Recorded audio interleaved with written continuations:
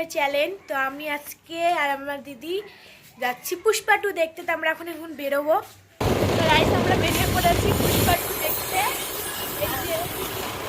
আমরা আর্ধেক রাস্তায় চলে এসেছি। কি ঠান্ডা লাগছে গাইস, সত্যি সেই ঠান্ডা লাগছে। সেই ঠান্ডা লাগছে।